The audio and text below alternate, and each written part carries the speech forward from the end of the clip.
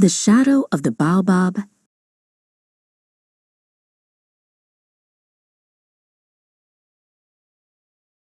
In the heart of the savannah lay the sunken valley, a paradise of cool water and lush grass, all sheltered by the arms of a giant baobab tree. The elephant herd lived in peace, led by their wise old matriarch. Among them were two bulls, Tano and Boru. They were the strongest in the herd, and their shadows stretched long in the evening sun. When the old leader's time came to rest forever, a great quiet fell upon the valley. It was broken by two trumpets. "I am the strongest," declared Tano.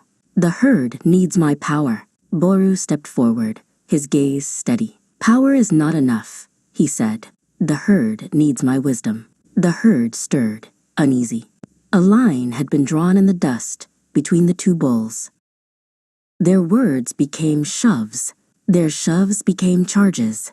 Tano and Boru's struggle for leadership shook the valley. They crashed through acacia groves, their tusks splintering the trees the giraffes fed on.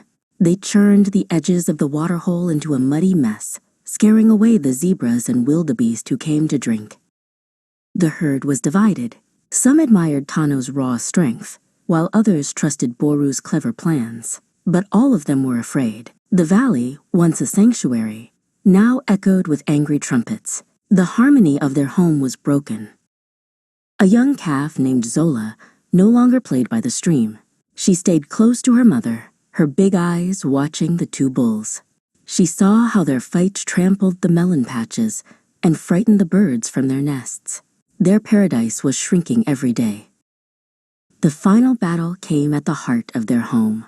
With earth-shaking roars, Tano and Boru charged. They met with a terrible crack of ivory against ivory, right at the base of the ancient baobab tree, the very soul of the valley. The great tree shuddered. With a groan that seemed to tear the sky, one of its largest branches, as thick as an elephant itself, ripped away from the trunk. It crashed down, landing squarely over the stream that fed their waterhole, blocking it with a dam of shattered wood and rock.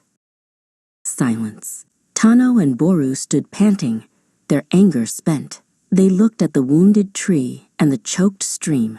Then they saw the rest of the herd, staring at the disaster. They saw Zola, whose fearful eyes were fixed on the place where fresh water used to flow. In that moment, their pride felt like a heavy stone.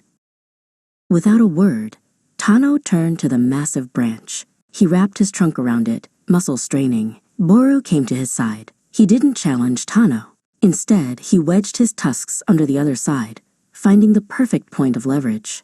They pushed. They pulled. Together. Seeing them, the rest of the herd moved to help, clearing smaller rocks and pulling away tangled roots. Slowly, a trickle of water became a stream, and the stream began to fill the pool. Tano and Boru stood together, watching the life flow back into their home. They had learned that true leadership was not about who was in front, but about working together to move everyone forward.